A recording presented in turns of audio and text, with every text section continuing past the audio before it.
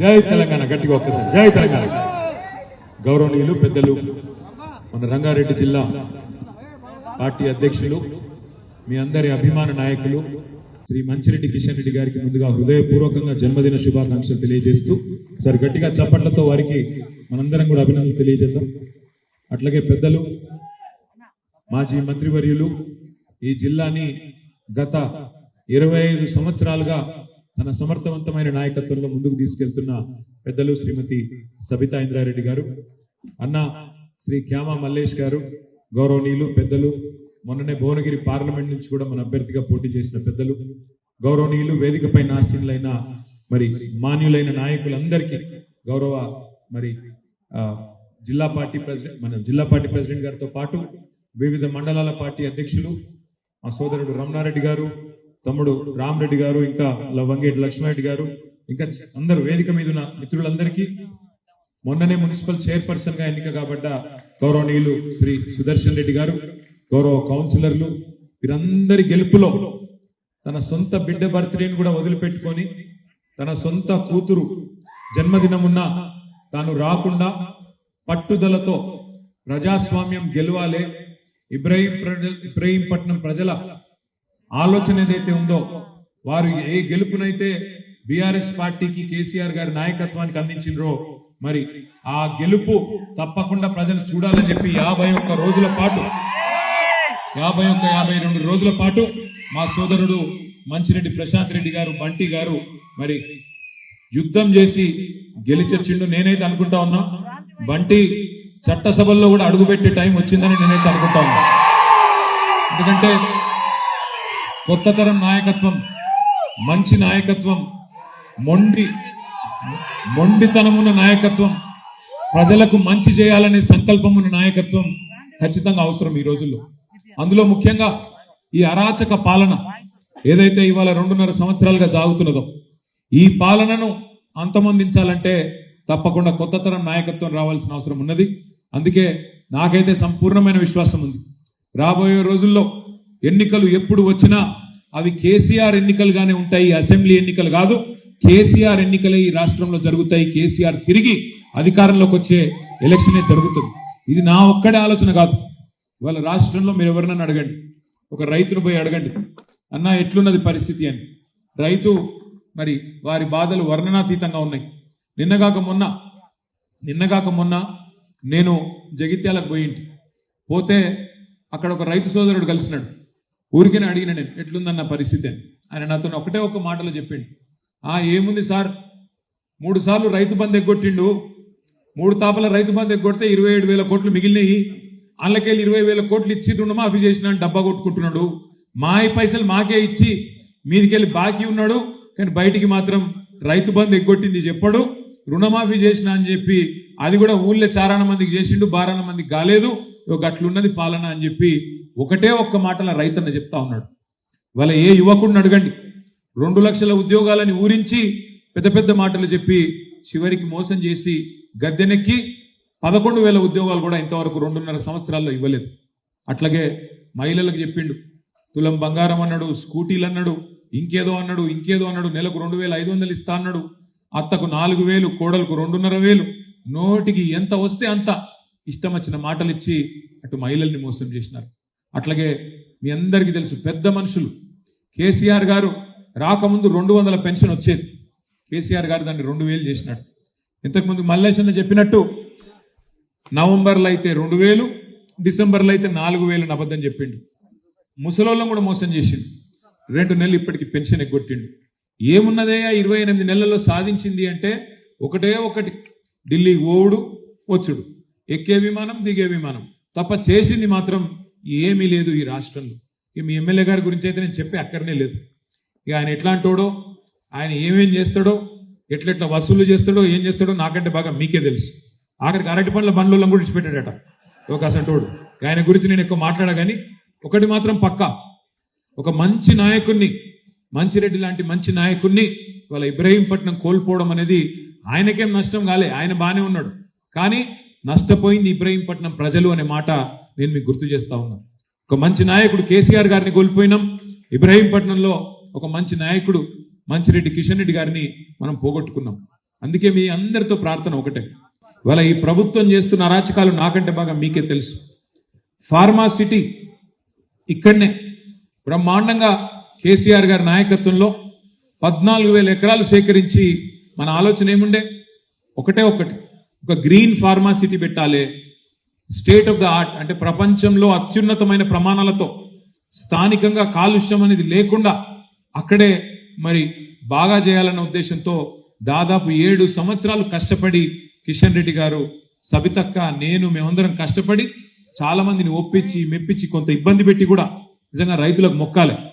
ఆఖరికి వాళ్ళని చెప్పి మొత్తానికి 7 ఏళ్లు తనలాడి 14,000 ఎకరాలు సేకరించినాం. ఏం చెప్పిన ఆ రోజు కాంగ్రెస్ నాయకులు, ఆ రోజు సిఎల్పి లీడర్ గా ఉన్న బట్టి విక్రమార్క గారు ఇక్కడ పాదయాత్ర చేసిండు. ఈ రోజు మంత్రిగా ఉన్న సీతక్క గారు ఆ రోజు ఇక్కడికి వచ్చింది. ఈ రోజు మంత్రిగా ఉన్న కోమటిరెడ్డి వెంకటరెడ్డి గారు ఆ రోజు ఎంపీగా ఉండే, ఏమన్నారు ఇక్కడికి వచ్చి అన్నాడు. ఈరోజు రైతు కమిషన్ చైర్మన్ గా ఉన్న కోదండ రెడ్డి గారు అందరూ చెప్పినారు, కాంగ్రెస్ వాళ్ళు మీరు మాకు ఓటేయండి, గెలిపించండి, మీ భూములు మీకు తిరిగి బంగారు పల్లెంలో పెట్టి అప్పచెప్తామన్నారు. మరి 2.5 ఏళ్ళ ఓడ మీద ఉన్నప్పుడు ఓడమల్లన్న, ఒడ్డుకెక్కినాక బోడమల్లన్న అన్నట్టు ఓట్లు వేయించుకున్నారు, అవతల పడ్డరు. ఇవాళ ఫార్మా సిటీ కాదు ఫ్యూచర్ సిటీ అని చెప్పి రంగుల కళ, ఈస్ట్ మన్ రంగుల కళ లాంటి సినిమా చూపెడతా ఉన్నాడు. మన రేవంత్ రెడ్డి మాట్లాడుతూ ఉన్నాడు ఇక్కడికి వచ్చి, ఇది future city, Bharat future city, దీనిలో న్యూయార్క్ను తలదన్నే నగరాన్ని నిర్మిస్తా నేను అని చెప్తున్నాడు. ఉన్న సిటీని పట్టించుకునే తెలివి లేదు, ఉన్న సిటీలో దోమలు గుట్టి జనం చచ్చిపోతుంటే దాన్ని అడిగినోడు లేడు. ఫ్యూచర్ సిటీ కడతారట. ఫ్యూచర్ సిటీ ఎవరు కడతారు? ఫ్యూచరే లేని నాయకుడు, ఆయనకు ఫ్యూచర్ లేదుగా. మళ్ళా తప్పిదారి ఆ పార్టీ ఇంకో 50 ఏళ్ళు ఇక్కడ మొలకొత్తనేయకుండా చేసిపోతున్నాడు రేవంత్ రెడ్డి, కాంగ్రెస్ పార్టీని బొందబెట్టిపోతాడు. అట్లాంటి నాయకుడట ఫ్యూచర్ సిటీ కడతాడట. ఉన్న 14,000 ఎకరాలకు వాపసిస్తా అన్నాడు, ఇవాళ ఇంకొక 16,000 ఎకరాలు మీ దగ్గరికి వెళ్ళి తీసుకుంటా అంటున్నాడు. మొత్తం 30,000 ఎకరాల్లో ఏదో చేస్తా అని చెప్పి గ్రాఫిక్స్ తోని AI తోని బొమ్మలు చూపెట్టి టైంపాస్ చేసుకుంటూ గడిపేస్తా ఉన్నాడు. 2.5 ఏళ్ళైంది. భూములు ఇస్తా అంటివి, ఇప్పటి వరకు సమాధానం లేదు. కోర్టులోనేమో ఫార్మాసిటీ ఉన్నదా లేదా అంటే కోర్టులోనేమో ఉన్నదని చెప్తాడు. బయటికి వచ్చేమో వాడెవడో జూ పార్కు పెడితే జూ పార్కు లాంటి మీ ఇబ్రహీంపట్నంలో ఇస్తారట. ఎవడన్నా మెడకాయ మీ తలకాయ ఉన్నాడు, ఇబ్రహీంపట్నంలో ఎంత ఉంటుంది ఎకరం? ఇప్పుడు ముచ్చర్ల కాడ 2-3 కోట్లు ఉంటుందా? అంటే ఇదివరకు మనం ఉన్నప్పుడు బాగుండే, ఇప్పుడు డౌన్ అయింది అనుకో రియల్ ఎస్టేట్.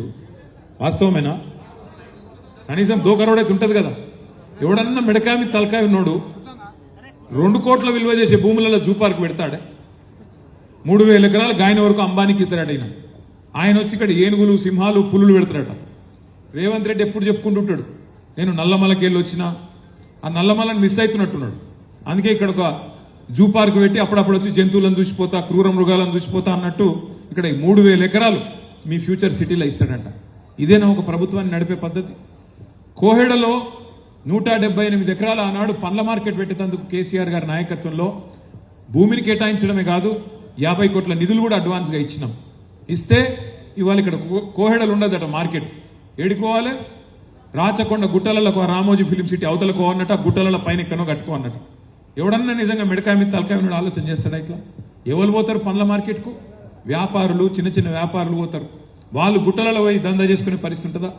అంటే ఎంత అవివేకంగా, ఎంత అనాలోచితంగా, ఎంత రియల్ ఎస్టేట్ మీద యావతోని భూములు అమ్ముకొని ఎట్లన్నా చేసి పైసలు చేసుకోవాలన్న ఆలోచన తప్ప వేరే ఆలోచన లేదు. ఫ్యూచర్ సిటీ చుట్టూ కూడా మొత్తం జరుగుతున్నది భూదందానే. మొత్తం రేవంత్ రెడ్డి గారి అన్నదమ్ముళ్ళు ఆయన బంధువులు మాడుగుల దాకా భూములు కొన్నారు. జయపాల్ రెడ్డి గారి కుటుంబ సభ్యులు, ఈయన బావమరుదులు, ఈయన అన్నలు, తమ్ముళ్ళు మొత్తం గద్దల్లాగా వాలిపోతా ఉన్నారు. ఎక్కడ సీలింగ్ భూమి ఉంటే అది పట్టా భూమి కావాల్సిందే. ఎక్కడ పట్టా భూమి ఉంటే నువ్వు ఇస్తావా లేకపోతే సస్తావా? ఇంతకుముందు అన్న చెప్పిండు, అదొకటి పట్టుకున్నారు. 22A అంటే ఏంది? నిషేధిత జాబితాలో భూములు పెట్టుడు. గమ్మత్ ఏంటంటే ఇక్కడ కాంగ్రెస్ వాళ్ళ మేనిఫెస్టో నేను మొన్న చూసిన అసెంబ్లీ అప్పుడు. మేనిఫెస్టోలో ఏం చెప్పిండ్రు? మొత్తం కేసీఆర్ ప్రభుత్వంలో 10 ఏళ్లలో 16 లక్షల ఎకరాలు నిషేధిత జాబితాలో పెట్టిండు. మేము రాగానే 100 రోజుల లోపలనే అవన్నీ కూడా వాపస్ ఇచ్చేస్తాం, తీసేస్తాం అని చెప్పింది. కానీ ఇప్పుడు చేస్తున్నది ఏంది? 16 లక్షల ఎకరాలు ఆనాడు నిషేధిత జాబితాలో ఉంటే ఈరోజు 1,00,00,000 ఎకరాలను నిషేధిత జాబితాలో పెట్టిండు రేవంత్ రెడ్డి ప్రభుత్వం. ఎందుకు పెట్టిండ్రు? మీ ఎమ్మెల్యే గారు బెదిరిస్తాడు ఫోన్ చేసి, ఎవరైనా లేఅవుట్ వేస్తే ఇస్తావా సస్తావా అంటాడు. ఎట్లా ఇస్తాడు ఆయన? ఏడికెళ్ళిస్తాడు? నువ్వు అడిగేది 30% 40% భూమి నాకు ఇవ్వాలంటాడు. ఏడికెళ్ళిస్తారు? ఇయ్యా అంటాడు అనుకో, వెంటనే తీసుకుపోవాలి, పొంగులేటి శ్రీనివాసరెడ్డికి చెప్పాలి. పొంగులేటి శ్రీనివాసరెడ్డి ఏం చేస్తాడు? అధికారులకు ఫోన్ చేసి, కలెక్టర్కి ఫోన్ చేసి బెదిరిస్తాడు. వెంటనే పెట్టవా నువ్వు, నిషేధిత జాబితాలో పెట్టు అనగానే అట్లా పెరుక్కుంటా చాంతాడంత అయ్యి ఈరోజు కేసీఆర్ గారి టైంలో 16 లక్షల ఎకరాలు జాబితాలో ఉంటే ఇవాళ 1 కోటి ఎకరాలకు పోయింది. అంటే ఇక్కడ ఏం నడుస్తున్నది ఈ రాష్ట్రంలో అనేందుకు ఒక చిన్న ఉదాహరణ మీకు. అట్లాగే ఎంత అరాచకం అంటే ఇవాళ మనం నాయకులు, మన కౌన్సిలర్లు ఇబ్రాహీంపట్నంలో మీరందరూ కష్టపడితే, ఇబ్రాహీంపట్నంలో మీరందరూ గట్టిగా పోరాటం చేస్తే మరి 24 సీట్లకు గాను 13 కౌన్సిలర్ సీట్లు మనకు రైట్ రాయల్గా ప్రజలు మనకు అప్పచెప్పింది. ఒకరు ఇండిపెండెంట్ మనకు తోడైంది. ఇక అసలు ఎలక్షన్ ఎక్కడికి వెళ్ళి ఉంటుంది? రైట్ రాయల్గా ప్రజాస్వామ్యంలో మెజారిటీ ఎవరికి వస్తే వాళ్ళు గెలవాలి కదా. కానీ ఏం చేసిండు? ఒక అమ్మాయి 3 సార్లు కౌన్సిలర్, 3వసారి గెలిచింది, శ్వేత. ఆ శ్వేత గారికి బీసీ సర్టిఫికేట్ లేదని చెప్పి కొత్త కేసు. ఇక మన సుదర్శన్ రెడ్డి గారు, మన మున్సిపల్ చైర్మన్, ఆయన ఎప్పుడో 20 ఏళ్ల కిందట ఆనాడు కాంగ్రెస్ ప్రభుత్వంలో భూమి కొనుక్కుంటే వాళ్ళ ఊర్లే ఇలా భూమి భూదాన్ భూమి అని చెప్పి ఆయన మీద కేసు. అట్లాగే ఒక తమ్ముడు ఇండిపెండెంట్ కౌన్సిలర్, ఆ తమ్ముడు వాళ్ళ మదర్ని తీసుకుపోయి హాస్పిటల్లో పెట్టి ఆమె హాస్పిటల్లో ఉన్నది, నువ్వు వెంటనే రా అని చెప్పి ఆ తమ్ముడి మీద ఒత్తిడి. రాములు గారి అబ్బాయి త్రిలోక్, మరి వారింట్లో అంత కష్టం వచ్చినా చివరికి అంత్యక్రియలకు అటెండ్ అయ్యి మళ్ళీ 24 గంటలు కూడా గడవక ముందే తిరిగి వచ్చి మొండితనంతో, జిద్దుతో గెలిచి తీరాలే ప్రజాస్వామ్యం అని చెప్పి మొండిగా పోరాటం చేసి మన 13 మంది కౌన్సిలర్లు ఇవాళ ఇక్కడ గెలిపించింది మన పార్టీని కాదు, గెలిపించింది ప్రజాస్వామ్యాన్ని, గెలిపించింది ప్రజల అభిమతాన్ని, బతికించింది ఖచ్చితంగా ఈ రాష్ట్రంలో రాజ్యాంగ హక్కులను అనే మాటని మీకు విజ్ఞప్తి చేస్తా ఉన్నా. ఇక్కడ ఇబ్రాహీంపట్నంలో గెలిచింది గులాబీ జెండా కాదు, ఇబ్రాహీంపట్నంలో గెలిచింది ప్రజాస్వామ్యం. దాన్ని నిలిపింది మా తమ్ముడు మంచిరెడ్డి ప్రశాంత్ రెడ్డి గారు, బంటి అనే మాట కూడా నేను విజ్ఞప్తి చేస్తా ఉన్నా. చిన్న విషయం కాదు. రేవంత్ రెడ్డి లాంటి దుర్మార్గులతో, రేవంత్ రెడ్డి లాంటి అరాచక శక్తులతో కొట్లాడాలంటే చాలా ధైర్యం ఉండాలి. కేసులు పెడతారు, బెదిరిస్తారు, అధికార యంత్రాంగం మొత్తం వినియోగిస్తారు, సామ దాన భేద దండోపాయాలు ఎన్నుంటే గన్ని పైసలు ఆశ చూపెడతారు. మీకు ఇది చేస్తామంటారు, అది చేస్తామంటారు. ఆఖరికి మంచిరెడ్డి కిషన్ రెడ్డి లాంటి నాయకుడి మీద కూడా కిడ్నాప్ కేసులు పెట్టించింది. అయినా సరే ఇన్ని తట్టుకొని దాదాపు 2 నెలల పాటు ఈ ప్రభుత్వం చేస్తున్న అరాచకాన్ని తట్టుకొని నిలిచిన మా కౌన్సిలర్లందరికీ నేను శిరస్సు వంచి హృదయపూర్వకంగా నమస్కారం తెలియజేసుకుంటా ఉన్నాను. ధైర్యం కావాలి ఇట్లా కొట్టాడాలంటే. కానీ ఒకటి మాత్రం పక్కా, మన కష్టకాలం అయిపోయింది. 2.5 సంవత్సరాలు ఈ ప్రభుత్వం వచ్చిన తర్వాత మొదటి 2.5 సంవత్సరాలే కష్టకాలం అయిపోయింది. మీరు తొందరలోనే సుఖపడే టైం తప్పకుండా వస్తది. ఇప్పుడు ఎవడెవడైతే నకరాలు చేస్తున్నాడో, మీ ఏసీపీ, డీసీపీ, కలెక్టరు, ఇంకెవడో ఎవడెవడైతే నకరాలు చేస్తున్నాడో, నేను ఇప్పుడే తమ్ముడు బంటికి చెప్తా ఉన్నా, మల్లేశన్ అన్నది కరెక్ట్. మనం అధికారంలోకి వచ్చినాక వెంటనే ఈ కసి ఉండదు. ఏమైతుంది? అధికారంలోకి రాగానే రంగారెడ్డి జిల్లాలో అరాచకం చేసినోడు నల్గొండకు పోతాడు అధికారి, నల్గొండలో అరాచకం చేసినోడు ఇక్కడికి వస్తాడు, నేను మీ ఓన్నే సార్, అట్లా సార్, ఇట్లా సార్ అని మళ్ళీ మనోళ్ళ చుట్టే తిరుగుతారు, నాకు తెలుసు. కానీ మీరు చెప్పింది కరెక్ట్. మన కిషన్ రెడ్డి గారు, మల్లేష్ అన్న ఇద్దరు చెప్పింది కరెక్టే.